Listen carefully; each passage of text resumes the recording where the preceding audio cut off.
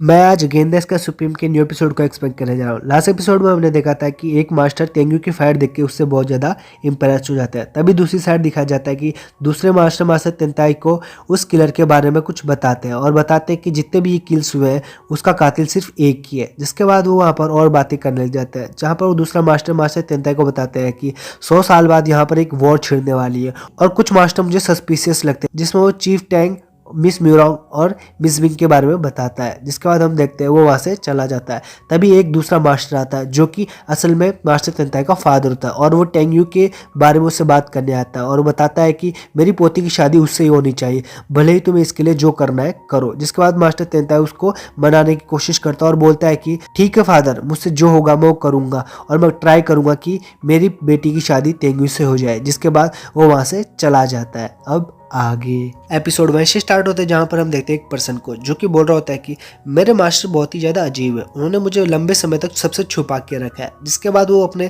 चारों ओर देखता है और बोलता है कि यहाँ तो फूल और प्लांट्स बहुत ही ज़्यादा मुरझा गए हैं, मुझे ही इन्हें कुछ करना पड़ेगा। जिसके बाद हम देखते हैं कि वो अपने पावर का वहाँ इस्तेमाल करता है। जिसके बाद वहाँ पर वो उसी पानी को चारों तरफ फेंक देता है और अपनी पावर से वापस फूल को खिला देता है। जिसके बाद हम देखते हैं कि जैसे ही उसने अपने पावर का इस्तेमाल किया था तो चारों तरफ हरियाली और फूल बहुत ही अच्छी तरह से खिल जाते हैं। जिसके बाद वो पर्सन बोलता है कि हाँ, ये फूल अब पहले से बहुत ज़्यादा बेटर हो चुके हैं और इनकी ब्यूटी वापस आ चुकी है। तभी हम देखते हैं मास्टर तेंताई उसके पीछे आ जाते हैं। जिसके बाद वो बोलते हैं कि जियानर, तुमने फिर से अपना लुक क्यों चेंज किया, तुम फिर से औरत से आदमी क्यों बन गई हो। जिससे हमें पता चलता है कि ये आदमी कोई और नहीं, मास्टर तेंताई की बेटी जियानर है। जिसके बाद हम देखते हैं कि वो भाग कर जाती है अपने फादर के पास और बोलती है कि फादर, ये सब मैंने अपनी आइडेंटिटी छुपाने के लिए की है, तो आप फिर से मुझे रियल नाम से नहीं, मेरा नाम यहाँ पर तेंताई यू है, तो मुझे आप नेक्स्ट टाइम से तेंताई यू करके बुलाना। जिसके बाद वो बोलती है कि मैं ये किसी को नहीं बताना चाहती कि मैं आपकी बेटी हूँ। जिसके बाद मास्टर तेंताई बोलते हैं ठीक है,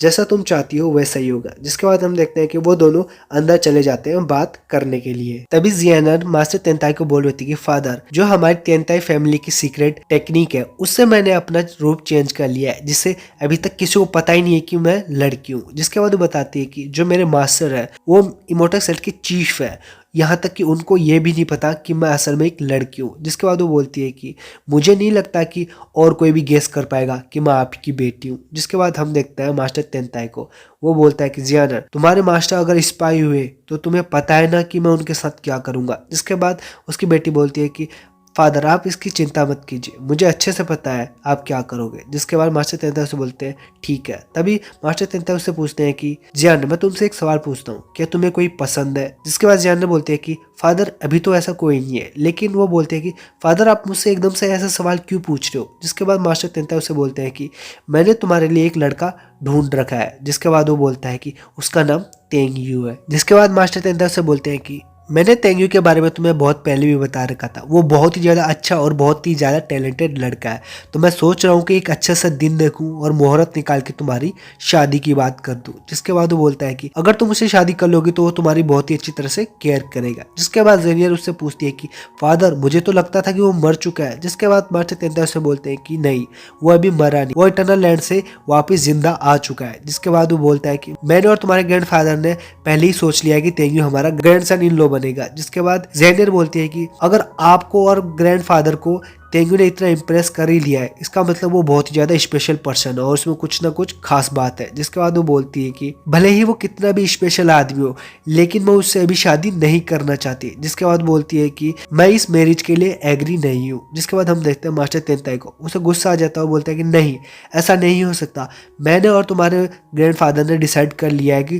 तुम्हारी शादी तेंगयू से होगी तो होगी। जिसके बाद जेनियर उसके पास जाते हैं और गिड़गिड़ाने लग जाते हैं और बोलते हैं कि फादर, आप मेरे साथ ऐसा नहीं कर सकते।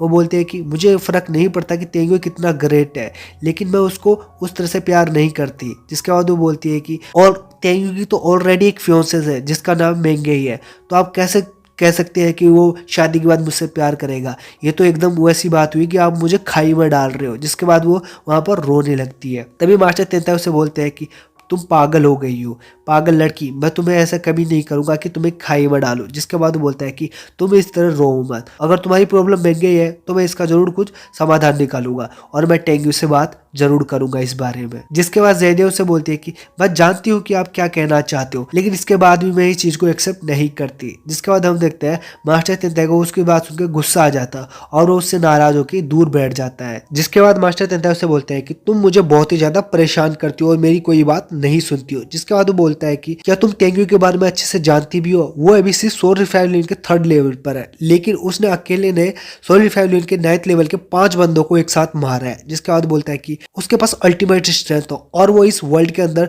सबसे ज्यादा पावरफुल है अभी के टाइम पर। जिसके बाद वो बोलती है कि क्या तुम इसके अलावा किसी और को उसके साथ कंपेयर भी कर सकती हो। जिसके बाद वो बोलता है कि वो अभी के टाइम पर बहुत ही ज्यादा यंग है और साथ ही उसने हार्मनी, क्रिएशन और वेपन टेक्निक के अंदर मास्टर कर लिया है। जिसके बाद वो बोलता है कि वो अभी होली लेवल पर रीच कर चुका है और आखिरकार तुम्हारे अकॉर्डिंग कौन है ऐसा जो टेंगू को टक्कर दे सकता है। जिसके बाद बोलता है कि मुझे जवाब दो। जिसके बाद वो बोलता है कि टेंगू को पाने के लिए न जाने कितने सेक्ट आपस में लड़ेंगे और उसके बावजूद भी तुम उससे शादी नहीं करना चाहती, आखिरकार कौन है जिससे तुम शादी करना चाहती हो। जिसके बाद हम देखते हैं ज़ेनियर को, वो वहां पर उदास हो जाती है और बोलते हैं कि फादर आप मुझे इस तरह फोर्स मत कीजिए। जिसके बाद हम देखते हैं मास्टर तेंताई को एकदम से दिल का दौरा आने लग जाता है और वो नीचे गिर जाता है। तभी ज़ेनियर उसके पास जाती है और उसको खड़ा करने की कोशिश करती है, लेकिन मास्टर तेंताई उसको पीछे की ओर धकेल देता है। तभी हम देखते हैं ज़ेनियर से बोलते हैं कि फादर आप इस तरह गुस्सा मत होए, मैं आपकी बात मानने के लिए तैयार हूँ, लेकिन मेरी एक शर्त है। जिसके बाद वो बोलती है कि मैं उससे मिलूंगी, अगर मुझे वो अट्रैक्टिव लगेगा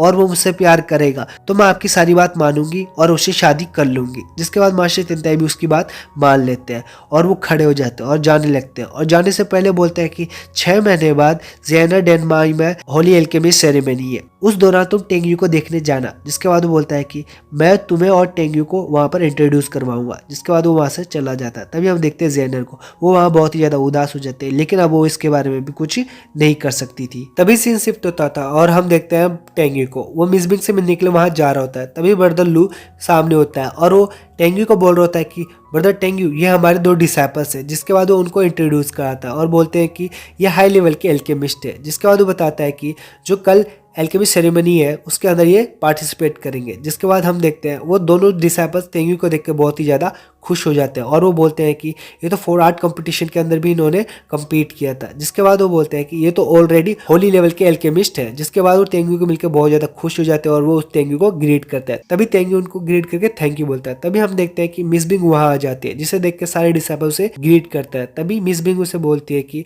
तुम्हें इतना पोलाइट होने की कोई जरूरत नहीं है। जिसके बाद हम देखते हैं टेंगू उससे पूछता है कि मास्टर क्या आप ठीक हो। जिसके बाद मिस बिंग बोलती है कि हाँ मैं ठीक हूँ, मैं बस अपनी एल्केमी टेक्निक को प्रैक्टिस कर रही थी जिसके कारण मैं अभी थोड़ी थक चुकी हूँ। जिसके बाद वो बोलती है कि मैं थोड़ा आराम करूंगी तो शायद अब पहले से बेटर हो जाऊंगी। जिसके बाद वो बोलती है कि कल तुम्हारा कंपटीशन है, इसलिए तुम किसी तरह का स्ट्रेस अपने सर पर मत रखना। जिसके बाद वो बोलती है कि तुम अब जा सकते हो और मेरिटोरियस मेडिसिन गार्डन के अंदर जितने भी एलेक्सर है जो तुम्हारे काम आएंगे उसको तुम कलेक्ट कर लो ताकि कल के कंपटीशन में तुम उनका इस्तेमाल कर सको। जिसके बाद हम देखते हैं वो सारे डिसाइपल उसकी बात मान लेते हैं, वहां से जाने लगते हैं। तभी हम देखते हैं टेंगू को, वो मिस बिंग को देखकर बोलता है कि डिसाइपल तुम इस तरह चिंता मत करो, कल तुम्हारा टीचर तुम्हारा सारा बदला लेगा और जितने भी मास्टर ने तुम्हारी बेइज्जती की है उन सबका मैं बदला ले लूंगा। जिसके बाद हम देखते हैं कि टेंगू वहां से चला जाता है। तभी सीन शिफ्ट होता है और हम देखते हैं टेंगू और बाकी सारे डिसाइपल्स को, वो उस गार्डन से वापस जा रहे होते हैं क्योंकि उन्होंने सारे एलेक्सर कलेक्ट कर लिए थे। तभी हम देखते हैं